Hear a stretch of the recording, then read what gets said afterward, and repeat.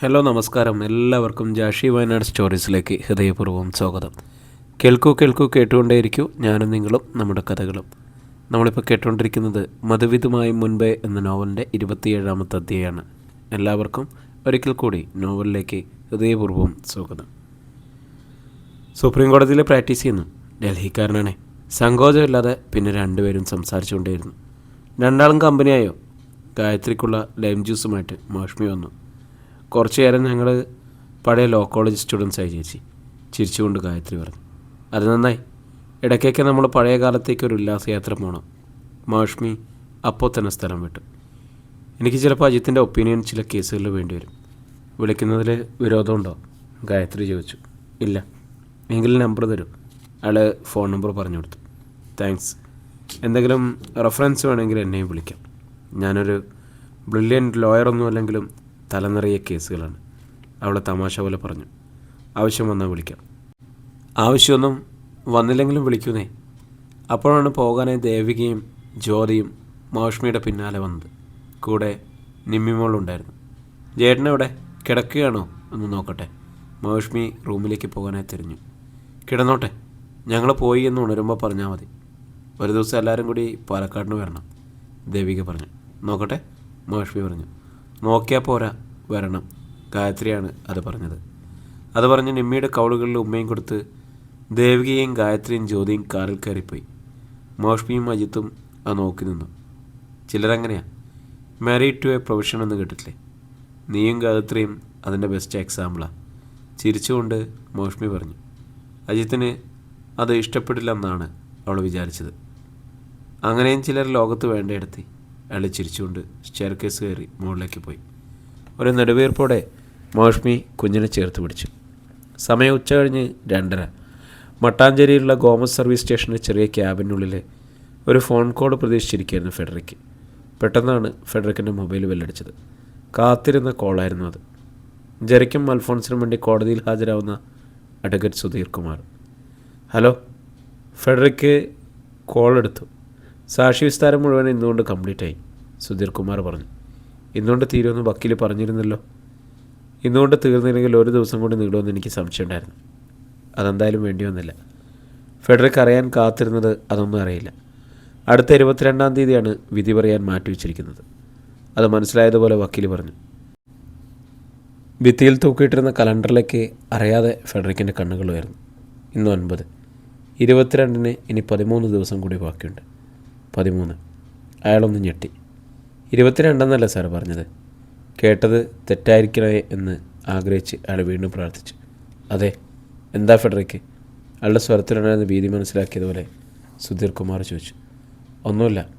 ഇനി 13ാമത്തെ ദിവസമാണല്ലോ വിധി പറയാൻ തീരുമാനിച്ചിരിക്കുന്നത്. 13 ഒരു ബാഡ് ഓമൻ എന്നാണല്ലോ അതിൻ്റെ അർത്ഥം. ഏയ്, അങ്ങനെയൊന്നും ചിന്തിക്കണ്ട. അതിലൊന്നും ഒരു അർത്ഥമില്ല. 13-ന് 1ഉം 3ഉം കൂട്ടിയാൽ എന്താണ് വരുന്നത്? 4. 22-ന് 2ഉം 2ഉം കൂട്ടിയാൽ കിട്ടുന്നത് 4. ഞാൻ പറഞ്ഞു വരുന്നത് 4 ഒരു ശുഭസംഖ്യയാണ് എന്നാണ്. തന്നെ ആശ്വസിപ്പിക്കാനാണ് വക്കീൽ അങ്ങനെയൊക്കെ പറഞ്ഞതെന്നാണ് ഫെഡറിക്കിന് തോന്നിയത്. ജെറിയെയും അൽഫോൺസിനെയും അക്വിറ്റ് ചെയ്യുമെന്നാണ് വക്കീൽ പറയുന്നത്. അയാൾ പറഞ്ഞു. No never. റേപ്പിന് IPC പ്രകാരം മിനിമം 10 വർഷം റിഗറസ് ഇംപ്രസ്മെൻ്റാണ് ശിക്ഷ. വേണമെങ്കിൽ അത് ജീവപര്യന്തം വരെ ആക്കാം. വക്കീലിന് അപ്പോൾ ഇപ്പോഴും ഒരു കോൺഫിഡൻസ് ഇല്ല അല്ലേ? അരിശം നിയന്ത്രിച്ച് ഫെഡറിക്ക് ചോദിച്ചു. അങ്ങനെയല്ല ഞാൻ പറഞ്ഞത്. നമ്മൾ ആർഗ്യൂ ചെയ്തിരിക്കുന്നത് ഇതൊരു റേപ്പ് അറ്റംപ്റ്റ് പോലും അല്ല എന്നതാണ്. കാരണം അതിൻ്റെ ഫ്യൂൾ സെൻസിൽ റേപ്പ് നടന്നിട്ടില്ല. It is A pure case of molestation. അതിന് മിനിമം 1 കൊല്ലം, മാക്സിമം 5 കൊല്ലമാണ് ശിക്ഷ. നമ്മുടെ കേസിൽ മിനിമമായ 1 ഇയറിനപ്പുറം പോവുകയില്ല, സുധീർ കുമാർ പറഞ്ഞു. 1 കൊല്ലത്തെ തടവ് ശിക്ഷ, അത് സഹിക്കാവുന്നതേ ഉള്ളൂ. കണ്ണടച്ച് തുറക്കുന്ന സമയം കൊണ്ടെല്ലാം കടന്നു പോകും. എങ്കിലും സാരമല്ല വക്കീലെ, കൊച്ചു പിള്ളേരാണ്. 5 വർഷം ജയിലിൽ കിടക്കേണ്ടി വന്നത് താങ്ങാൻ പറ്റുന്ന കാര്യമല്ല, ഫെഡറിക്ക് പറഞ്ഞു. നമ്മൾ കഴിയുന്നത്ര വിറ്റ്നസ്സിനെ വെച്ച് വളരെ സ്ട്രോങ് ആയി എസ്റ്റാബ്ലിഷ് ചെയ്തിട്ടുണ്ട്. കോടതിയിൽ അതൊരു സിമ്പിൾ മോളസ്റ്റേഷനാണെന്ന് ജഡ്ജിക്ക് യുക്തമായ തീരുമാനം എടുക്കാം. അത് നമ്മുടെ കയ്യിൽ നിൽക്കുന്നതല്ലല്ലോ, സുധീർ കുമാർ പറഞ്ഞു. ശരി സാർ, 2 ദിവസത്തിനുള്ളിൽ ഞങ്ങൾ ഓഫീസിൽ വന്ന് കണ്ടോളാം. ശരി. സുധീർ കുമാറാണ് ആദ്യം കോൾ കട്ട് ചെയ്തത്. നാളെയോ മറ്റന്നാളോ വക്കീലിനെ കാണാൻ പോകണം. അയാളുടെ ബാക്കി ഫീസ് കൊടുക്കാനുണ്ട്. ഫെഡറിക്ക് ഉടൻ തന്നെ പീറ്ററിനെ വിളിച്ചു. നീ ഇന്ന് എപ്പോൾ ഫ്രീ ആവും? കാക്കനാടാണെന്ന് വർക്ക്. 7 മണിയാകുമ്പോഴേക്കും ഞാൻ വരാം, പീറ്റർ പറഞ്ഞു. കടവന്ത്ര വന്നാൽ മതി, ഞാൻ ആ ഓർക്കിഡ് കാണും. ശരി. അവരിടയ്ക്കിടയ്ക്ക് സന്ധിക്കാറുള്ള ആ ഹോട്ടലിലെ ബാറിലാണ്. വൈകുന്നേരം 6 മണി കഴിഞ്ഞപ്പോൾ ഫെഡറിക്ക് സർവീസ് സ്റ്റേഷനിൽ നിന്ന് ഇറങ്ങി. ഫെഡറിക്ക് അയാളുടെ ചെറിയ കാറിലാണ് കടവന്ത്രയിലേക്ക് പോയത്. ഒരു തണുത്ത ബിയറുമായിട്ട് അയാൾ ബാറിലിരുന്നു. 7 മണി കഴിഞ്ഞപ്പോൾ ബാറിൻ്റെ കണ്ണാടി വാതിൽ തുറന്ന് പീറ്റർ അകത്തേക്ക് കയറി വന്നു. ഉള്ളിലപ്പോൾ അധികം ആളുകളുണ്ടായിരുന്നില്ല. അത് കാരണം മങ്ങിയ വെളിച്ചത്തിൽ അയാൾ ഫെഡറിക്കിന് പ്രയാസമില്ലാതെ കാണാൻ കഴിഞ്ഞു. നിനക്ക് വേണ്ടത് എന്താണെന്ന് വെച്ചാൽ ഓർഡർ ചെയ്യും, അയാൾ എതിർവശത്തുള്ള കസേര നീക്കിയിട്ടിരുന്നപ്പോൾ ഫെഡറിക്ക് പറഞ്ഞു. എനിക്ക് ബിയർ മതി. വെയിറ്റർ വന്നപ്പോൾ അയാൾ ഒരു ചിൽഡ് ബിയറിനും പൊട്ടറ്റോ ചിപ്സിനും ഓർഡർ കൊടുത്തു. ഇന്ന് വക്കീൽ വിളിച്ചിട്ടുണ്ടായിരുന്നു, ഫെഡറിക്ക് പറഞ്ഞു. പീറ്റർ ചോദ്യഭാവത്തിൽ നോക്കി. കമീൻ 20 സെക്കൻഡ്സിന് വിധി വരും. അയാൾക്ക് കോൺഫിഡൻസ് ഉണ്ടോ? മിനിമം പണിഷ്മെൻറ്റ് കിട്ടാതിരിക്കില്ല എന്നാണ് പറയുന്നത്. അത് സാരമില്ല. But we have to be prepared for anything, Frederick പറഞ്ഞു. What is in your mind? Peter ചോദിച്ചു. വേറെ 1-2 വക്കീലന്മാർ ചോദിച്ചപ്പോൾ മിനിമം 5 years എന്നാണ് അവരൊക്കെ പറഞ്ഞത്. അത് നമുക്ക് സഹിക്കാൻ പറ്റില്ല. അങ്ങനെ വല്ലതും സംഭവിച്ചാൽ we will not forget that scoundrel. അറിയാതെ ഫെഡറിക്കിൻ്റെ പല്ലുകൾ ഞെരിഞ്ഞു. രാകേഷിൻ്റെ കാര്യമാണ് അയാൾ ഉദ്ദേശിച്ചതെന്ന് പീറ്ററിന് മനസ്സിലായി. നമ്മുടെ ഒരു അറ്റംപ്റ്റ് ഫെയിലായി. ഇനി ഒരിക്കൽ കൂടി റിസ്ക് എടുക്കണം, പീറ്റർ സംശയിച്ചു. അന്ന് ജോബിക്കും അവൻ്റെ പിള്ളേർക്കും കണക്കൂട്ടലൊന്നും തെറ്റില്ല. അവരുടെ പ്ലാനിങ്ങും ആക്ഷനും പെർഫെക്റ്റ് ആയിരുന്നു. മറ്റവൻ്റെ ആയുസിൻ്റെ ബലം കൊണ്ട് മാത്രമാണ് രക്ഷപ്പെട്ടത്. മുകളിലേക്ക് തെറിച്ചിട്ട് അവൻ റോഡിലേക്ക് വീണിരുന്നെങ്കിൽ അവൻ്റെ ബൈക്ക് സംഭവിച്ചതുപോലെ ചതഞ്ഞറിഞ്ഞാൻ, ഫെഡറിക്ക് പറഞ്ഞു. അത് ശരിയാണ്. വളരെ ഷാർപ്പാണ് ജോബിയുടെ ആക്ഷൻ. ഒരിക്കലും അവൻ്റെ ഉന്നം പഴയ്ക്കാറില്ല, പീറ്റർ ആ അഭിപ്രായത്തോട് യോജിച്ചു. കേസിൻ്റെ വിധി വന്നു കഴിഞ്ഞാൽ ജോബിയെ വേണ്ടി വന്ന ഒന്നുകൂടി വരുത്തണം. അനുഭവം എവിടെയാണ്? 2 ദിവസം മുമ്പ് വിളിച്ചപ്പം മാംഗ്ലൂരിലാണെന്നാണ് പറഞ്ഞത്. അവിടെ നിന്ന് ഷിമോഗയിലേക്ക് പോകും. പക്ഷെ ഞാൻ വിളിച്ചാൽ എവിടെ നിന്നാണെങ്കിലും പറന്നു വരും, ഫെഡറിക്ക് പറഞ്ഞു. എന്തായാലും വിധി വരട്ടെ, അത് കഴിഞ്ഞു മതി അടുത്ത പ്ലാനിങ്. എനിക്കൊരു വിസ്കി വേണം. നിനക്കോ? അപ്പോഴേക്കും പീറ്ററിൻ്റെയും ഫെഡറിക്കിൻ്റെയും ബിയർ ബോട്ടിലുകൾ കാലിയായി കഴിഞ്ഞിരുന്നു. ശനിയാഴ്ചയത് കാരണം അന്ന് കോളേജ് ഉണ്ടായിരുന്നില്ല. 9 മണിയായപ്പോൾ രാകേഷ് ബ്രേക്ക്ഫാസ്റ്റ് കഴിച്ചു. അജയ് ഘോഷ് ഇന്നലെ എറണാകുളത്ത് എത്തിയിട്ടുണ്ട്. രാവിലെ ഹോട്ടലിലേക്ക് ചെല്ലണമെന്ന് അയാൾ പറഞ്ഞിരുന്നു. വരാൻ വൈകുമോ? രാകേഷ് പോകാൻ ഇറങ്ങിയപ്പോൾ കാറിനടുത്തേക്കെന്ന് സുസ്മിത ചോദിച്ചു. അറിയില്ല, ഡിസ്കഷന് വേണ്ടിയാണ് ചെല്ലാൻ പറഞ്ഞത്. വരുന്നുണ്ടെങ്കിൽ രാത്രി 8 മണിക്ക് മുൻപ് വരണം, അല്ലെങ്കിൽ നാളെ രാവിലെ വന്ന്. അവൾ പറഞ്ഞതിൻ്റെ അർത്ഥം അയാൾക്ക് മനസ്സിലായി. രാത്രിയിലെ യാത്ര അവൾക്ക് പേടിയാണ്. ആരെങ്കിലും പിന്നാലെ വരുന്നുണ്ടോ എന്ന് അറിയില്ലല്ലോ. ഞാൻ വിളിക്കാം സ്മിത. സിനിമയല്ലേ, ഒന്നിനും ഒരു സമയപരിധി വയ്ക്കാൻ പറ്റില്ല. സുസ്മിതയുടെ കാറിലാണ് രാകേഷ് സിറ്റിയിലേക്ക് പോയത്.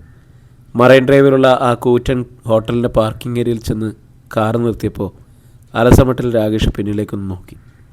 പിന്തുടരാൻ ഏതെങ്കിലും വാഹനം വന്നിട്ടുണ്ടോ? സംശയം തോന്നുന്ന ഒന്നും കണ്ടില്ല. കാറിൽ നിന്നിറങ്ങി അയാൾ അജയ് ഘോഷിനെ വിളിച്ചു. ഞാൻ 3rd ഫ്ലോറിലാണ്, റൂം നമ്പർ 307, അജയ് ഘോഷ് പറഞ്ഞു. ശരി.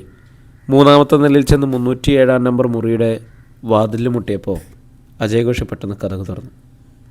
രാകേഷ് വരൂ. കുറച്ച് മുമ്പ് ജഗദീഷ് ബാബു സാർ വിളിച്ചിട്ടുണ്ടായിരുന്നു. നമ്മൾ ഇന്ന് മീറ്റ് ചെയ്യുന്നുണ്ടെന്ന് ഞാൻ സാറിനോട് പറഞ്ഞു. രാകേഷ് മുറിയിലേക്ക് കയറിയപ്പോൾ അജയ് ഘോഷ് വാതിലടച്ചു. ജോസൂട്ടി വന്നില്ലേ? രാകേഷ് തിരക്കി. അജയ് ഘോഷിൻ്റെ സന്തത സഹചാരിയാണ് ജോസുകുട്ടി. നിഴൽ പോലെ എപ്പോഴും കൂടെ ഉണ്ടാവും. വന്നിട്ടുണ്ട്. കുടിക്കാനെന്താ? ചായ വരട്ടെ? ഇപ്പോൾ ഒന്നും വേണ്ട.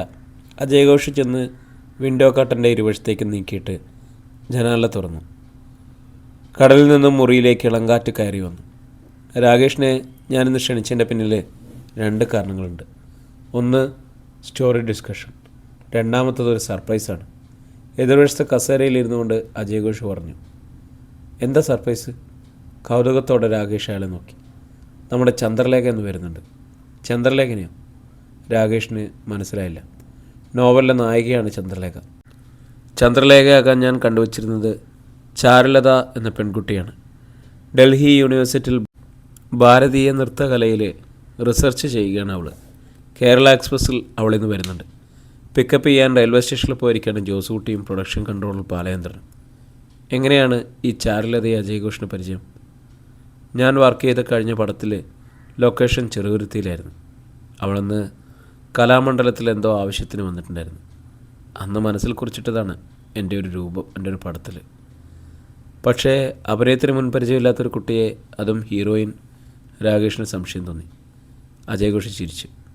ആർക്കാ രാകേഷ് അഭിനയം വശമില്ലാത്തത്? നമ്മളൊക്കെ നിത്യജീവിതത്തിൽ എത്ര വലിയ അവസരങ്ങളിൽ അഭിനയിച്ചിരിക്കുന്നില്ലേ? അയാൾ പറയുന്നത് വലിയ സത്യമാണെന്ന് രാകേഷിന് തോന്നി. അഭിനയിക്കാത്ത ഏതെങ്കിലും മനുഷ്യരുണ്ടോ ഈ ലോകത്ത്? നമ്മുടെ കയ്യിൽ കിട്ടുമ്പോൾ നമ്മുടെ ആവശ്യം അനുസരിച്ച് കളിമണ്ണ് പോലെ രൂപപ്പെടുത്തിയെടുക്കും. അവർ പിന്നെ സിനിമയെക്കുറിച്ചാണ് സംസാരിച്ചത്. ഈ മാസം 20-ാം തീയതി നമ്മൾ ഇടുക്കിയിലെ ആ റിസോർട്ടിലേക്ക് പോകുന്നു. നമ്മൾ രണ്ടുപേരും കൂടാതെ ജോസൂട്ടി മാത്രമേ അവിടെ കാണുള്ളൂ. അവിടെ വെച്ചിട്ട് ഒരു മാസം കൊണ്ട് സ്ക്രിപ്റ്റ് എഴുതുന്നു. മെയ് ജൂൺ മാസം കൊണ്ട് ഷൂട്ട് ചെയ്ത് കഴിയും. സെപ്റ്റംബറിലാണ് ഓണം. ആ സമയത്ത് പടം റിലീസ്. ഒരു ചെറിയ മാറ്റം വേണ്ടി വരും. എല്ലാം കേട്ട് കഴിഞ്ഞപ്പോൾ രാകേഷ് പറഞ്ഞു, എന്താണ് 22-ാം തീയതി ഞാനെന്ന് പറഞ്ഞ കേസിൻ്റെ വിധി വരുന്നുണ്ട്. അന്ന് ഞാനവിടെ ഉണ്ടാകണം. No problem. നമ്മൾ 20-ന് പോകുന്നില്ല, 25 മുതൽ മതി. അജയ് ഘോഷ് സമ്മതിച്ചു. അപ്പോഴാണ് വാതിൽ ആരോ മുട്ടിയത്. അജയ് ഘോഷ് എന്ന് വാതിൽ തുറന്നു. ജോസൂട്ടിയാണ് വന്നത്. ജീൻസും വെള്ളക്കുർത്തയും ധരിച്ച ഒരു പെൺകുട്ടി ഉണ്ടായിരുന്നു മുന്നിൽ. വെൽക്കം ചാരുലത, സന്തോഷത്തോടെ അജയ് ഘോഷ് പറഞ്ഞു. രണ്ടുപേരും മുറിയിലേക്ക് കയറി വന്നു. അജയ് ഘോഷ് പറഞ്ഞ പോലെ ചന്ദ്രലേഖയാകാൻ യോജിച്ച പെൺകുട്ടിയാണ് ചാരുലതയെന്ന് ഒറ്റ നോട്ടത്തിൽ രാകേഷിന് മനസ്സിലായി. ഇതാണ് നമ്മുടെ റൈറ്റർ രാകേഷ്. അയാളെ അജയ് ഘോഷ് പരിചയപ്പെടുത്തി കൊടുത്തു. അവൾ ആദരപൂർവ്വം കൈകൂപ്പി. ചാരുലതയെക്കുറിച്ച് അജയ് ഘോഷ് ഒരു ചെറു വിവരണം തന്നിരുന്നു. I am happy you are a part of our team, Rakesh പറഞ്ഞു. Thank you sir. ജോസൂട്ടി വീണ്ടും പുറത്തേക്ക് പോയി. ചാരുലത അവരോടൊപ്പം ഇരുന്നു. അജയൻ സാർ നേരത്തെ തന്നെ വിളിച്ചു പറഞ്ഞിരുന്നു രാകേഷ് സാറിൻ്റെ നോവൽ വാരികയിൽ വരുന്ന കാര്യം. പ്രശംസിക്കുകയാണെന്ന് തോന്നലേ? A fantastic novel. ചന്ദ്രലേഖനും പ്രസാദ് ചന്ദ്രനും തമ്മിലുള്ള ആ റിലേഷൻഷിപ്പ് ഞാനിതുവരെ അങ്ങനെയൊന്നും കണ്ടിട്ടേ ഇല്ല, വായിച്ചിട്ട് കേട്ടിട്ട് പോലുമില്ല. അവൾ പറയുന്നത് പുഞ്ചിരിയോടെ രാകേഷ് കേട്ടിരുന്നു. മൂവിയിൽ നമ്മളല്പം ഡെപ്തുള്ളൊരു ട്രീറ്റ്മെൻറ്റാണ് കൊടുക്കാൻ പോകുന്നത്. രാകേഷിൻ്റെ മധുവിധു കാലമാണിത്. അല്ലായിരുന്നെങ്കിൽ ഇതിലും നേരത്തെ വർക്ക് തുടങ്ങിയേനെ, അജയ് ഘോഷ് പറഞ്ഞു. അതെയോ? Congrats sir. ആരാണ് ഭാഗ്യവതി? ആശ്ചര്യത്തോടെ അവൾ ചോദിച്ചു. സുസ്മിതയെക്കുറിച്ച് രാകേഷ് അവളോട് പറഞ്ഞു. ജോസൂട്ടി എനിക്കിവിടെ ഒരു റൂം എടുത്തു തന്നിട്ടുണ്ട്. എന്നാലും രാത്രി വണ്ടിക്ക് ഞാൻ പാലക്കാടിന് പോകും. ഒരാഴ്ച കേരളത്തിലുണ്ടാവും. കുറച്ച് ഡാറ്റ കളക്ഷന് വേണ്ടി വന്നതാണ്. ഈ മാസം അവസാനത്തോടെ തിസീസ് സബ്മിറ്റ് ചെയ്യും. അത് കഴിഞ്ഞാൽ I will be A free bird. ചിരിച്ചുകൊണ്ട് അവൾ പറഞ്ഞു. ഗുഡ്. 2 മാസം പൂർണ്ണമായി ഞങ്ങൾക്ക് ചാരുവിന് വേണ്ടി വരും. ലഞ്ച് കഴിഞ്ഞ് രാകേഷ് ഹോട്ടലിൽ നിന്നും തിരിച്ചുപോയി. അയാൾ നേരത്തെ വീട്ടിലെത്തിയതിനാൽ സുസ്മിത കൂടുതൽ സന്തോഷിച്ചു. ചാരുലതയെക്കുറിച്ച് കേട്ടപ്പോൾ അവളെ കാണാൻ സുസ്മിതയ്ക്ക് കൊതിയായി. ഷൂട്ട് തുടങ്ങട്ടെ, കാണാമല്ലോ, അയാൾ സമാധാനിപ്പിച്ചു. ദിവസങ്ങൾ ഓരോന്നായിട്ട് കടന്നുപോയിക്കൊണ്ടിരുന്നു. 22-ാം തീയതി രാകേഷും സുസ്മിതയും കോളേജിൽ പോയില്ല. രണ്ടുപേരും ലീവ് എടുത്തു. തലേന്ന് കാർത്തിക വിളിച്ചിരുന്നു. നാളെ 11:30 വിധി പ്രസ്താവന വരും. നിങ്ങൾ കോടതിയിലേക്ക് വരണമെന്നില്ല, അവൾ പറഞ്ഞു. 12 മണിയായപ്പോൾ കാത്തിരിപ്പിന് വിരാമമിട്ട് കാർത്തികയുടെ വിളി വന്നു. നമ്മൾ ജയിച്ചു രാകേഷ്. പ്രതികൾ 2 പേർക്കും 7 കൊല്ലം വീതം റിഗറസ് ഇംപ്രസൺമെൻറ്റ്. 7 കൊല്ലം വീതം 2 പേർക്കും കഠിന തടവ്. ആരും ഒന്നും മിണ്ടാനാവാതെ ഇരുന്നു. അദ്ദേഹം 52. രാകേഷ് ഇപ്പോൾ എവിടെയാണ്? വീട്ടിലോ കോളേജിലോ? കാർത്തിക ചോദിച്ചു. വീട്ടിലാണ്, എല്ലാവരും ഉണ്ട്. ഇവിടെ കാർത്തികയുടെ വിളി കാത്തിരിക്കുകയായിരുന്നു ഞങ്ങൾ, രാകേഷ് പറഞ്ഞു. എങ്കിൽ എല്ലാവരെയും ഈ സന്തോഷ വാർത്ത അറിയിക്കും. എല്ലാവരും കേട്ടു കാർത്തിക പറഞ്ഞത്. Phone loud സ്പീക്കറിലായിരുന്നു. സുസ്മിത അപ്പോൾ അടുത്തുണ്ടല്ലേ? ഉണ്ട്. ഫോൺ സുസ്മിതയ്ക്ക് കൊടുക്കാമോ? കാർത്തിക ചോദിച്ചു. കൊടുക്കാമല്ലോ. രാകേഷ് മൊബൈൽ സുസ്മിതയ്ക്ക് കൈമാറി. അത് വാങ്ങിയിട്ട് അവൾ എഴുന്നേറ്റ് മെല്ലെ സിറ്റൗട്ടിലേക്ക് നടന്നു. ഹലോ കാർത്തിക, അവൾ പറഞ്ഞു. സന്തോഷമായില്ലേ? കുറ്റവാളികൾക്ക് തക്ക ശിക്ഷ തന്നെ കിട്ടിയില്ലേ? അമർ 7 വർഷം കഴിഞ്ഞ് പുറത്തിറങ്ങിയാലും ഇനിയൊരു പെണ്ണിൻ്റെ നേരെ കൈ ഉയർത്തുകയില്ല, കാർത്തിക് പറഞ്ഞു. നന്ദി എന്ന വാക്കല്ലാതെ വേറൊന്നും എനിക്കിപ്പോൾ പറയാനില്ല. സുസ്മിത ഒന്നും പറയണ്ട. ഇപ്പോഴത്തെ മാനസികാവസ്ഥ എനിക്ക് അറിയാൻ കഴിയും. U are A lucky girl എന്ന് ഞാൻ പറയും. Because you have got A very supportive husband. Yes, ഇക്കാര്യത്തിൽ ഞാൻ ലക്കിയാണ്. കാരണം മാസങ്ങൾക്ക് മുമ്പുണ്ടായ ആ ഒരു ഇൻസിഡൻറ്റ്, അന്ന് മുതൽ രാകേഷ് എൻ്റെ ഒപ്പം ഉണ്ടായിരുന്നു. കേസ് നടക്കുന്ന സമയത്ത് രാകേഷാണ് എനിക്ക് ധൈര്യം തന്നത്.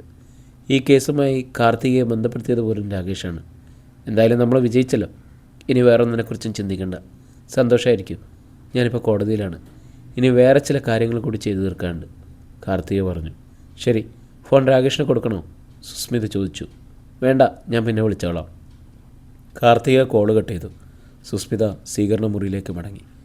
രാകേഷും വിജയേന്ദ്രനും വിധുബാലയും കാത്തിരിക്കുന്നുണ്ടായിരുന്നു.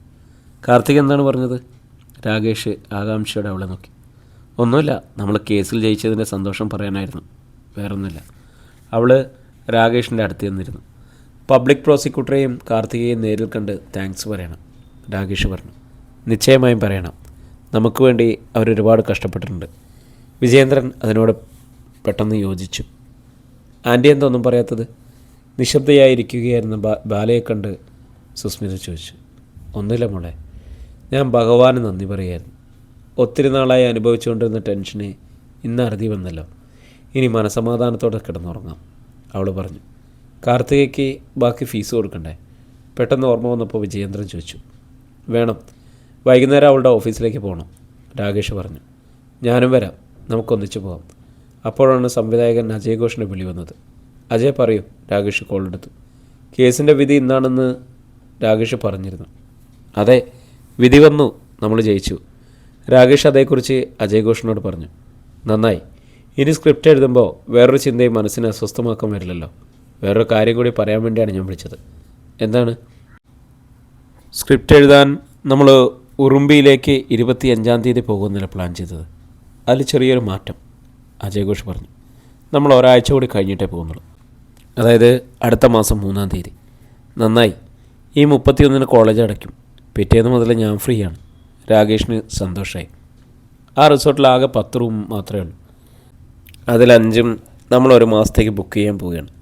പക്ഷെ മിക്ക ദിവസവും നമ്മൾ രണ്ടുപേരും മാത്രമേ അവിടെ ഉണ്ടാവും. ഇടയ്ക്ക് സന്ദർശനത്തിന് പ്രൊഡ്യൂസറെയോ ഗാനരചയിതാവോ സംഗീത സംവിധായകനോ വന്നെന്ന് വരാം. രണ്ടുപേരെയും നമ്മൾ തീരുമാനിച്ചിട്ടില്ല. 2-3 പേർ പരിഗണനയിലുണ്ട്. ശരി, ഉറുമ്പിയിൽ ചെന്നാൽ പുറം ലോകവുമായിട്ട് ബന്ധമില്ലാതാകും എന്നതാണ് അതിൻ്റെ ഒരു ബ്യൂട്ടി. മൊബൈൽ റേഞ്ച് ഉണ്ട്, പക്ഷെ അവിടെ എത്തിപ്പെടുക എന്നത് അത്ര എളുപ്പമല്ല. ഇടുക്കി ജില്ലയിലാണ് ഉറുമ്പി എന്ന് അജയ് ഘോഷ് നേരത്തെ പറഞ്ഞത് രാകേഷിന് ഓർമ്മ വന്നു. വനപ്രദേശമാണോ? അയാൾ ചോദിച്ചു. അല്ല, പക്ഷെ ഒരു വലിയ കുന്നിൻ്റെ മുകളിലാണ്. അടിവാരം വരെ മാത്രമേ കാറ് പോകൂ. അവിടുന്ന് ജീപ്പ് മാത്രമേ മുകളിലോട്ട് പോകൂ. 7 കിലോമീറ്റർ വിജനമായ പ്രദേശമാണ്. പക്ഷെ മുകളിലെത്തിയിട്ടുള്ള കാഴ്ച അത് കണ്ടു തന്നെ അറിയണം. ഏകാന്തതയിലിരുന്ന് തപസ്യ പോലെ എഴുത്ത്. ശ്രദ്ധ തിരിക്കാൻ വേറൊന്നും ഉണ്ടാവുകയില്ല. ഇഷ്ടപ്പെട്ട സുസ്മിതയൊത്ത് അവിടെ വീണ്ടും പോകണം. ശരി, ബാക്കി ഡീറ്റെയിൽസ് ഞാൻ പിന്നീട് അറിയിക്കാം, അജയ് ഘോഷ് പറഞ്ഞു. അതും മതി. സംസാരം അവസാനിച്ചു. എല്ലാം കേട്ട് സുസ്മിത അടുത്തു നിൽക്കുന്നുണ്ടായിരുന്നു. അജയ് ഘോഷാണ് വിളിച്ചത്, രാകേഷ് പറഞ്ഞു. മനസ്സിലായി. സ്ക്രിപ്റ്റ് എഴുതാൻ 1 മാസത്തോളം വീട്ടിൽ നിന്ന് വിട്ടു നിൽക്കേണ്ടി വരും. സഹിക്കാൻ പറ്റാത്ത കാര്യമാണത്. എന്നാലും ഞാൻ സഹിച്ചോളാം. സ്വപ്നങ്ങൾ ഓരോന്നായിട്ട് സഫലമാവട്ടെ, അവൾ പറഞ്ഞു. സിനിമയൊന്നും എൻ്റെ സ്വപ്നത്തിലില്ലായിരുന്നു സ്മിത. ഇതൊരു പുതിയ സ്വപ്നം, അങ്ങനെ വിചാരിച്ചാൽ മതി, അയാൾ പുഞ്ചിരിച്ചു. അതെ, നമ്മുടെ ഒന്നിച്ചുള്ള ഈ യാത്രയിൽ ഇതുപോലെ പുതിയ പുതിയ സ്വപ്നങ്ങൾ ഇനിയും ഉണ്ടാവട്ടെ. അയാൾ അവളെ ചേർത്ത് നിർത്തി നെറ്റിയിൽ ഉമ്മ വെച്ചു. ബാർ അടയ്ക്കാൻ സമയമായിരുന്നു. മതി, ഇനി നമുക്ക് പോകാം പീറ്റർ. എനിക്കൊന്നും ആയില്ല, ഫെഡറിക്ക് പറഞ്ഞു. എത്ര ലാർജകത്താക്കിയാലും ഒരു കുലുക്കം ഉണ്ടാവില്ല അയാൾക്ക്. എന്നാലും മതി. എല്ലാവരും പോയി കഴിഞ്ഞ് അവർക്ക് ബാർ അടയ്ക്കണ്ടേ? ജോബി ചോദിച്ചു. 8 മണിയായപ്പോഴാണ് അവർ 3 പേരും ബാറിൽ വന്നത്. പിന്നെ നിർത്താതെ കുടിയായിരുന്നു. ഇടയ്ക്കിടെ പലതവണ ജെറിയുടെ മമ്മയുടെ വിളി വന്നു. പീറ്റർ ഒരു കോളും അറ്റൻഡ് ചെയ്തില്ല. അവൻ്റെ അമ്മയോട് ഞാൻ എന്ത് സമാധാനം പറയും? എനിക്കിനി അവരെ ഫേസ് ചെയ്യാൻ പറ്റത്തില്ല, എടറിപ്പോയ സ്വരത്തിൽ പീറ്റർ പറഞ്ഞു. നമ്മളെ വിശ്വസിച്ചാണ് അവന്മാർ 2 പേരും കൂടെ നമ്മുടെ കൂടെ നിന്നത്, ഫെഡറിക്ക് പറഞ്ഞു. നമ്മുടെ പ്ലാനിങ് വന്ന ഫാൾട്ടാണ്, പീറ്റർ കാരണം കണ്ടുപിടിച്ചു. Never say like that. Plan perfect ആയിരുന്നു, പക്ഷെ നമ്മൾ എക്സ്പെക്റ്റ് ചെയ്യാത്ത പലതും ആ നേരത്തെ സംഭവിച്ചു, ജോബി പറഞ്ഞു. ജോബിയായിരുന്നു കാറിൽ ചെന്ന് രാകേഷിൻ്റെ ബൈക്ക് ഇടിച്ച് തെറിപ്പിച്ചത്. അത് പരാജയപ്പെട്ടതിൻ്റെ നിരാശ അയാൾക്കുണ്ടായിരുന്നു. ഗ്ലാസ്സിലുണ്ടായിരുന്ന ബ്രാൻഡി മുഴുവൻ ഫെഡറിക്ക് വായിലേക്ക് കമഴ്ത്തി, എന്നിട്ട് ചുണ്ടുകളൊന്ന് തുടച്ചു. ആ റോബർട്ടാണ് ഇതിനെല്ലാം കാരണക്കാരൻ, പെട്ടെന്ന് അയാൾ പറഞ്ഞു. റോബർട്ടാണ് ഫെഡറിക്കിൻ്റെ അനുജത്തി ജസീന്തിയെ മാനഭംഗപ്പെടുത്തിയത്. നേരത്തെ തീരുമാനിച്ചു വെച്ചിരുന്ന അവളുടെ കല്യാണം അതോടെ മാറിപ്പോയി. റോബർട്ടിനെ പോലീസ് അറസ്റ്റ് ചെയ്ത് കേസാക്കിയെങ്കിലും അഡ്വക്കേറ്റ് അജിത്ത് അവനെ രക്ഷപ്പെടുത്തി. ആ പക തീർക്കാനായിരുന്നു അജിത്തിൻ്റെ പ്രതിശ്രുത വധു സുസ്മിതയെ മാനഭംഗപ്പെടുത്താൻ ഫെഡറിക്കിൻ്റെ ഒത്താശയോടെ ജെറിയും അൽഫോൺസും ശ്രമിച്ചത്. പക്ഷെ അവർക്ക് കിട്ടിയത് 7 വർഷത്തെ കഠിന തടവ്. അന്ന് രാത്രി അവനും ഫ്രണ്ടും അവിടെ വന്നില്ലായിരുന്നെങ്കിൽ നമ്മൾ ഉദ്ദേശിച്ച കാര്യം നടന്നേനെ. ജെറിയും അൽഫോൺസും ആരും കാണാതെ അവിടുന്ന് രക്ഷപ്പെടുകയും ചെയ്തേനെ, പീറ്റർ പറഞ്ഞു. അതുകൊണ്ടാണല്ലോ അവനെ നമ്മൾ ടാർഗറ്റ് ചെയ്തിരിക്കുന്നത്. തോറ്റു കൊടുക്കാൻ പറ്റില്ല. നമ്മുടെ പിള്ളേരെ ജയിലിലാക്കാൻ സഹായിച്ചവൻ്റെ ഹണിമൂണ് നമ്മളില്ലാതാക്കും, ഉറച്ച സ്വരത്തിൽ ഫെഡറിക്ക് പറഞ്ഞു. ആ ജോലി എനിക്ക് വിട്ടേക്ക് ഫ്രെഡി. അവനെ അല്ലെങ്കിൽ അവളെ ഞാൻ തീർത്തു തരാം, ജോബി പറഞ്ഞു. എടുത്തു ചാടി ഒന്നും ചെയ്യണ്ട, അത് അപകടത്തിലെ അവസാനിക്കൂ. അവളെ വിട്ടേക്ക്. അവനെ ഒറ്റയ്ക്ക് കിട്ടാനാണ് കൂടുതൽ സൗകര്യം. ആരും കാണാതെ വേണം, പോലീസിൻ്റെ പിടിയിലാകാൻ പാടില്ല, അതാണ് പ്രധാനം, പീറ്റർ പറഞ്ഞു. ബാറിൽ എല്ലാവരും പോയി കഴിഞ്ഞ് അവർ 3 പേരും മാത്രം അവശേഷിച്ചു. വെറ്റർ റോണി മെല്ലെ അവരെ സമീപിച്ചു. ബില്ല് തന്നേക്ക് റോണി, ഞങ്ങൾ അവസാനിപ്പിച്ചു, ഫെഡറിക്ക് പറഞ്ഞു. ബില്ല് വന്നപ്പോൾ അയാൾ ടിപ്പ് സഹിതമുള്ള പണം കൊടുത്തു. എല്ലായ്പ്പോഴും ഫെഡറിക്കാണ് ചിലവ് ചെയ്തിരുന്നത്. കാർ സർവീസ് സ്റ്റേഷനിൽ നിന്നും അയാൾക്ക് നല്ലൊരു വരുമാനം കിട്ടിയിരുന്നു. അവർ ബാറിൽ നിന്നിറങ്ങി പാർക്കിംഗ് ഏരിയയിൽ വന്നു. അവിടെ മങ്ങിയ വെളിച്ചം ഉണ്ടായിരുന്നുള്ളൂ.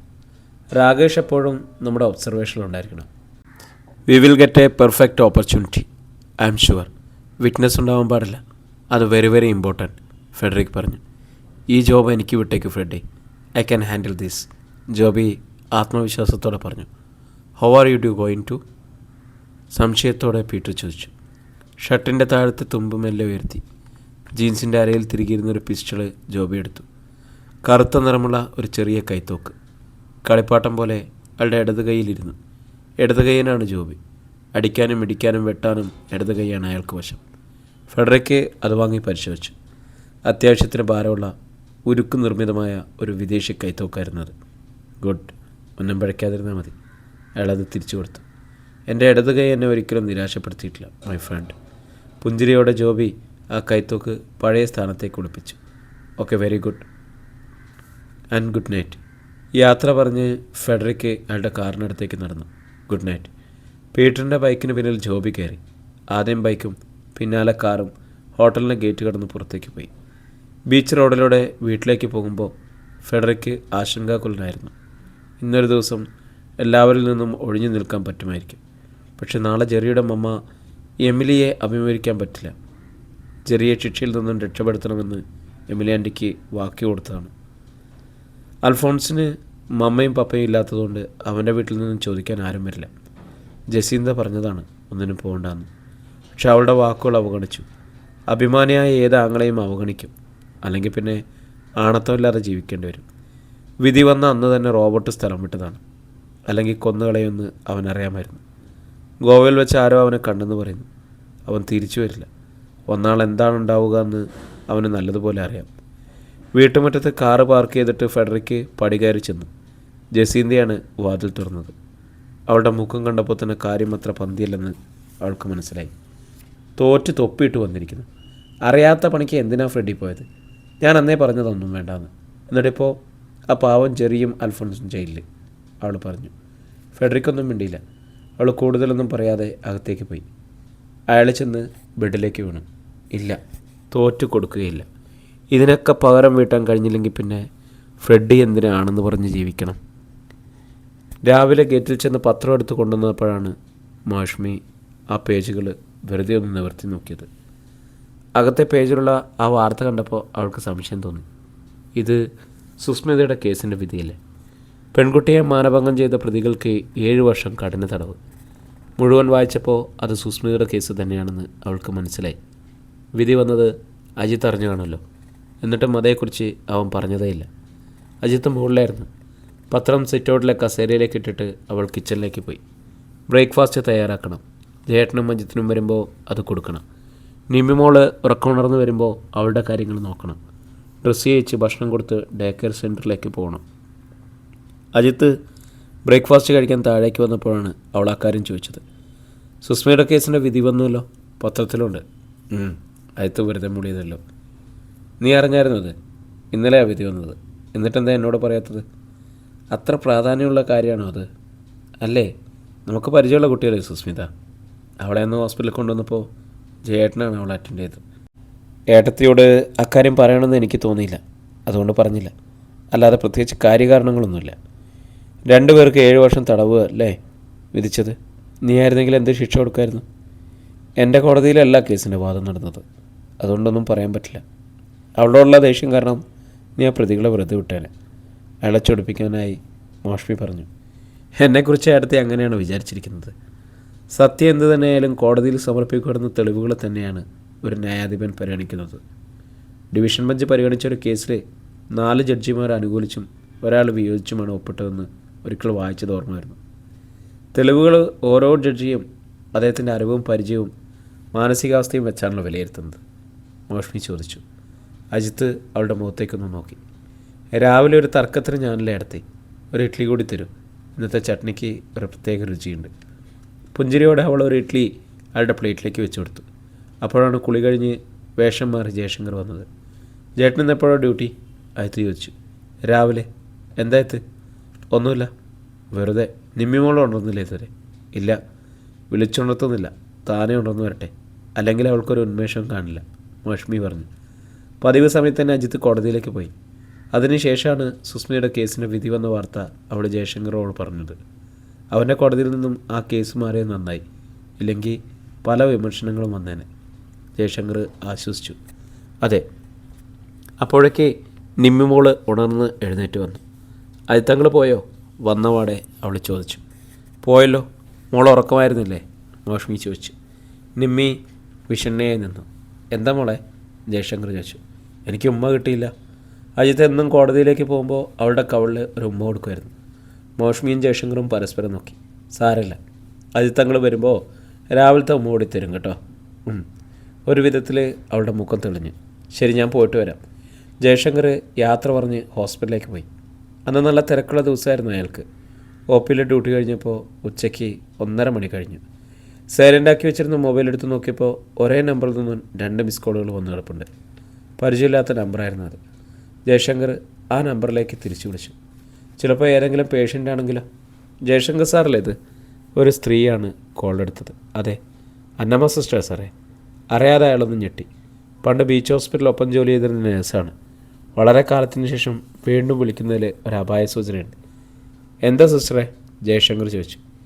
ഏഞ്ചൽ മേരിയുടെ ആൻറ്റി ജർമ്മനിയിൽ നിന്ന് ബീച്ച് ഹോസ്പിറ്റലിൽ വിളിച്ചിട്ടുണ്ടായിരുന്നു. ഏഞ്ചൽ പ്രസവിച്ച കുഞ്ഞ് എവിടെയാണെന്നറിയാൻ. ജയശങ്കർ ശബ്ദിക്കാനാവാതെ ഇരുന്നു. 53. ഞെട്ടിൽ നിന്നും മുക്തനാവാതെ ജയശങ്കർ ഒരു നിമിഷം ഇരുന്നു.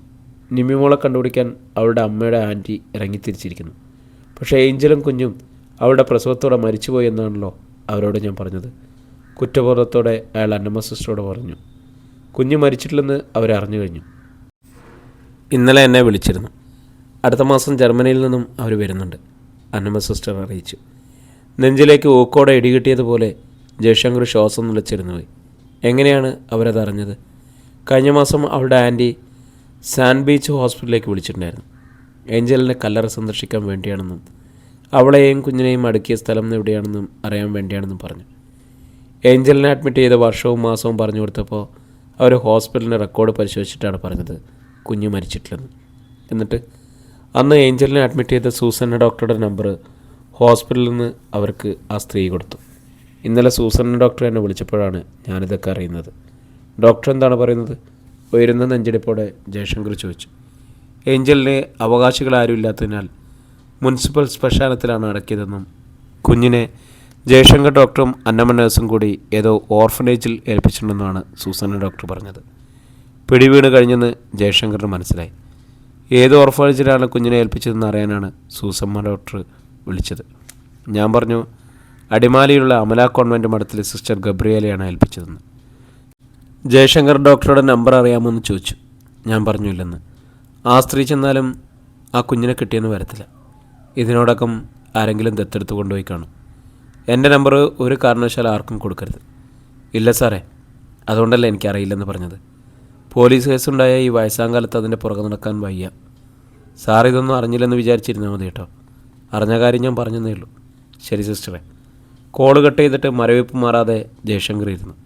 ഇത്രയും അറിഞ്ഞ സ്ഥിതിക്ക് ആ സ്ത്രീ അമല കോൺവെൻറ്റിൽ ചെന്ന് അന്വേഷിക്കാതിരിക്കില്ല. ഒരു ദിവസം തന്നെ തിരക്കി വരാതിരിക്കില്ല. വീട്ടിൽ പോയി ലഞ്ച് കഴിക്കാൻ അയാൾക്ക് തോന്നിയില്ല. വീട്ടിലാരുമില്ല. നിമ്മിമോളെയും കൊണ്ട് കോളേജ് വിട്ട് മോഷ്മി വരുമ്പോൾ 4:30 മണിയാവും. അതുവരെ അവിടെ ഒറ്റയ്ക്ക് ഇരിക്കേണ്ടി വരും. അത് കഴിഞ്ഞ് 5 മുതൽ 7:30 വരെ അടുത്ത ഡ്യൂട്ടി. ക്യാൻറ്റീനിൽ ചെന്ന് അയാൾ ഒരു ജ്യൂസ് മാത്രം കുടിച്ചു.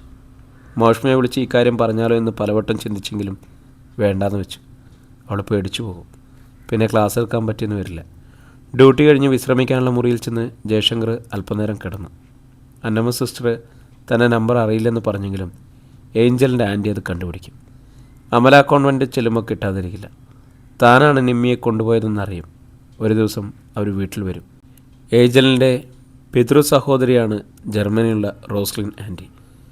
നിമ്മി മോളെ അവകാശപ്പെട്ടു വന്നു ചോദിച്ചാൽ ബന്ധം സ്ഥാപിക്കുന്ന രേഖകൾ ഹാജരാക്കിയാൽ കുഞ്ഞിൻ്റെ സംരക്ഷണത്തിന് അവർക്കായിരിക്കും അവകാശം.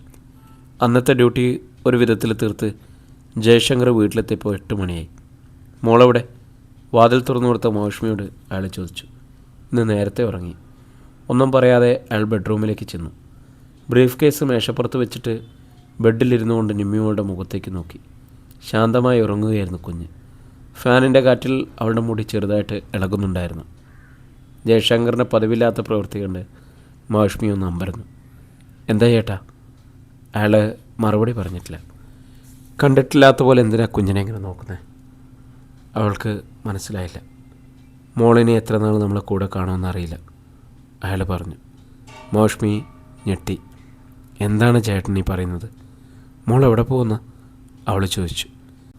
അവകാശി വരുമ്പോൾ കൊടുക്കാതിരിക്കാൻ പറ്റുമോ നമുക്ക്? അവകാശിയോ? അതാരെ? അന്നമ്മ സിസ്റ്റർ വിളിച്ച് അവർ പറഞ്ഞ കാര്യങ്ങളും അയാൾ അവളോട് പറഞ്ഞു. അവർ വരുമെന്ന് ഉറപ്പാണ്? എല്ലാം കേട്ട് കഴിഞ്ഞപ്പോൾ ഉൾക്കിടലത്തോടെ അവൾ ചോദിച്ചു. വരാതിരിക്കില്ല, അതുകൊണ്ടാണല്ലോ കുഞ്ഞിൻ്റെ കാര്യം അന്വേഷിച്ചത്. രണ്ടുപേരും 2 പ്രതിമകളെ പോലെ ഇരുന്നു. നമുക്ക് മോളെയും കൊണ്ട് ദൂരെ എങ്ങോട്ടെങ്കിലും പോയാലോ? ആരും അറിയാത്ത ഏതെങ്കിലും നാട്ടിലേക്ക്? ഒടുവിൽ അവൾ ചോദിച്ചു. ഇക്കാലത്ത് ആർക്കും ഒരിടത്ത് ഒളിച്ചിരിക്കാൻ പറ്റില്ല, പെട്ടെന്ന് കണ്ടുപിടിക്കും. അല്ലെങ്കിൽ തന്നെ നമ്മൾ എങ്ങോട്ട് പോകും? അയത്തിനോട് എന്തു പറയും? 2 പേർക്കും ഉത്തരവില്ലായിരുന്നു. ഗബ്രിയേല സിസ്റ്റർ ഉണ്ടായിരുന്നെങ്കിൽ രക്ഷപ്പെടാൻ മാർഗമുണ്ടായിരുന്നു. കുഞ്ഞിനെ ദത്തു കൊടുത്തു എന്ന് പറഞ്ഞാൽ അവിടെ തീരുമാനമുണ്ടായിരുന്നു, അന്വേഷണം. പക്ഷേ ഇപ്പോഴുള്ളവരങ്ങനെ പറയില്ല. രേഖാമൂലമാണല്ലോ ഞാൻ കുഞ്ഞിനെ കൈപ്പറ്റിയത്, ജയശങ്കർ പറഞ്ഞു.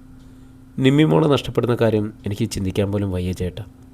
പിന്നെ നമുക്ക് കുഞ്ഞിനെ ഒരിക്കൽ പോലും കാണാൻ കിട്ടില്ല. അവർ ജർമ്മനിയിലേക്ക് കൊണ്ടുപോകില്ലേ? ഓർത്തോർത്ത് സങ്കടപ്പെട്ട് ജയശങ്കറും മൗഷ്മിയും ആ രാത്രി മുഴുവൻ നിമ്മി മോളുടെ ഇരുവശത്തുമായി കിടന്ന് നേരം വെളുപ്പിച്ചു. മാർച്ച് മാസം അവസാനം ഔദ്യോഗികമായി കോളേജ് അടച്ചു. ഇനി 2 മാസം വെക്കേഷൻ. പക്ഷേ ഇടയ്ക്ക് പരീക്ഷാ ഡ്യൂട്ടിക്കുള്ള ദിവസങ്ങളിൽ കോളേജിൽ പോകേണ്ടി വരും. രാകേഷ് 1 മാസത്തേക്ക് ഡ്യൂട്ടിയിൽ നിന്നും വിടുതൽ അനുവാദം കോളേജിൽ നിന്നും വാങ്ങി. പരീക്ഷാ ഡ്യൂട്ടി വേണ്ടി വന്നാൽ അത് സുസ്മിത എടുത്തുകൊള്ളാം എന്നൊരു സമ്മതം കൂടി കൊടുത്തു. ഏപ്രിൽ 3-ാം തീയതിയാണ് ഉറുമ്പിയിലേക്ക് സിനിമയുടെ സ്ക്രിപ്റ്റ് എഴുതാൻ പോകേണ്ടത്. 25 ദിവസത്തേക്കുള്ള പ്ലാൻ. അതിനു മുൻപ് തന്നെ പൂർത്തിയാക്കാമെന്നുള്ള വിശ്വാസം ഉണ്ടായിരുന്നു രാകേഷിന്. സ്ക്രിപ്റ്റ് കംപ്ലീറ്റ് ആയാൽ നമുക്കൊരു ദിവസം അവിടെ ഇരുന്ന് വായിക്കണം. പ്രൊഡ്യൂസർ, ഡയറക്ടർ, ക്യാമറമാൻ, റൈറ്റർ എന്നിവർ മാത്രമേ അപ്പോൾ ഉണ്ടാവൂ, അജയ് ഘോഷ് പറഞ്ഞു. അതാണ് നല്ലത്, രാകേഷ് യോജിച്ചു. പറ്റിയ ഹീറോയെ കണ്ടുപിടിക്കാൻ കഴിഞ്ഞിട്ടില്ല ഇതുവരെ. അത് മാത്രമേ ഒരു പ്രോബ്ലമായിട്ട് അവശേഷിക്കുന്നുള്ളൂ. പക്ഷേ ഷൂട്ട് തുടങ്ങും മുമ്പ് ആളിനെ കിട്ടും. അജയ് ഘോഷ് ആത്മവിശ്വാസം പ്രകടിപ്പിച്ചു. മനസ്സിലുള്ള ഒരു ചെറുപ്പക്കാരനെ കിട്ടിയാൽ നന്നായിരുന്നു എന്ന് രാകേഷിന് തോന്നാതിരുന്നില്ല. ചന്ദ്രലേഖയേക്കാൻ ഏറ്റവും യോജിച്ചവൾ തന്നെയാണ് ചാരുലത. തലേ ദിവസം അജയ് ഘോഷിനെ വിളി വന്നു. നാളെ രാവിലെ 9 ആകുമ്പോൾ ഞങ്ങൾ വീട്ടിൽ വരും. ബ്രേക്ക്ഫാസ്റ്റ് കഴിച്ചിട്ടായിരിക്കും വരുന്നത്. അതുകൊണ്ട് സമയം കളയണ്ട. 1 മാസം താമസിക്കാനുള്ള തയ്യാറെടുപ്പ് വേണം. പോകാൻ ഇടയ്ക്ക് ഒരു വരവ് പ്രയാസമായിരിക്കും. അത് പ്രശ്നമില്ല. നമ്മൾ 2 പേരും കൂടാതെ ജോസൂട്ടി മാത്രമേ ഉണ്ടാവൂ. സഹായത്തിന് വേണ്ടി മാത്രമാണ് ജോസൂട്ടി വരുന്നത്. ശരി. സ്യൂട്ട് കേസിലെല്ലാം എടുത്തു വെച്ചത് സുസ്മിതയാണ്. അത്യാവശ്യത്തിന് dress, toiletries, mobile, charger, laptop അവളൊന്നും മറന്നില്ല. എഴുതാനുള്ള പേപ്പർ അവൾ ചോദിച്ചു. അത് പോകുന്ന വഴി വാങ്ങിക്കാമെന്നാണ് അജയൻ പറഞ്ഞത്. ബാഗിൻ്റെ വെയിറ്റ് ഇവിടുന്ന് കൂട്ടണ്ട, രാകേഷ് പറഞ്ഞു. ദിവസം 1 തവണയെങ്കിലും വിളിക്കണം. തോന്നുമ്പോഴൊക്കെ വിളിക്കും. അവൾ പുഞ്ചിരിച്ചു. എഴുത്തിന് തടസ്സമാകണ്ടെന്ന് വിചാരിച്ചാൽ ഞാൻ പറഞ്ഞതാണ്. എഴുത്തിന് ഊർജം കിട്ടാനല്ലേ വിളിക്കുന്നത്. ശരി, ഞാനൊന്നും പറയുന്നില്ല. അവൾ അയാളുടെ നെഞ്ചിനോട് പറ്റിച്ചേർന്നു. പിറ്റേന്ന് രാവിലെ 9 മണി കഴിഞ്ഞപ്പോൾ സാമാന്യം വലിയൊരു കാറ് വീടിൻ്റെ മുന്നിൽ വന്നു നിന്നു. ഡ്രൈവറെ കൂടാതെ അജയ് ഘോഷും ജോസൂട്ടി ഉണ്ടായിരുന്നു കാറിൽ. രാകേഷ് ഇറങ്ങിച്ചെന്ന് അവർ സ്വീകരിച്ചു. റെഡിയായി നിൽക്കുമല്ലേ? അജയ് ഘോഷ് ചോദിച്ചു. അതെ, എല്ലാവരെയും പരിചയപ്പെട്ട ഒരു ചായയും കുടിച്ചിട്ട് നമുക്ക് പുറപ്പെടാം. പോരെ? മതി. ലഞ്ചിൻ്റെ സമയമാകുമ്പോഴേക്കും നമുക്കവിടെ എത്തണം. ഇവിടുന്ന് 3.5-4 മണിക്കൂർ ദൂരമുണ്ട്, അജയ് ഘോഷ് പറഞ്ഞു. വിജയേന്ദ്രനും സുസ്മിതമായി സംസാരിച്ചുകൊണ്ടിരുന്നപ്പോൾ വിധുബാല ചായയായിട്ട് വന്നു. ഇതാണ് എൻ്റെ അമ്മയും ആൻറ്റിയും, സുസ്മിത പരിചയപ്പെടുത്തി. വിധുബാല ചിരിച്ചു. ഞങ്ങളുടെ രാകേഷിൻ്റെ സിനിമ അധികം വൈകാതെ കാണാൻ പറ്റുമോ? വിധു ചോദിച്ചു. 4-5 മാസത്തിനുള്ളിൽ, അജയ് ഘോഷ് പറഞ്ഞു. ചായ കുടിച്ചു കഴിഞ്ഞ് അവർ പോകാൻ തയ്യാറായി. അപ്പോഴേക്കും രാകേഷിൻ്റെ സൂട്ട് കേസും ബാഗും ജോസൂട്ടി കാറിൽ കൊണ്ടുവന്ന് വെച്ചിരുന്നു. കാറിനടുത്തേക്ക് സുസ്മിതയും ചെന്നു. 4 ആഴ്ചയാണ് ഉദ്ദേശിക്കുന്നതെങ്കിലും അതിനു മുമ്പ് ആളിനെ തിരിച്ചെത്തിക്കാം, അജയ് ഘോഷ് പറഞ്ഞു. മതി, അവൾ പുഞ്ചിരിച്ചു. പ്രിയരെ, നമ്മുടെ കഥ ഇവിടെ തുടരുകയാണ് കേട്ടോ. ഇതിൻ്റെ അടുത്ത ഭാഗമായിട്ട് നമുക്ക് വീണ്ടും നാളെ കാണാം, അല്ലേ? ഒത്തിരി സ്നേഹത്തോടെ നിങ്ങളുടെ സ്വന്തം ജാഷി വയനാട്.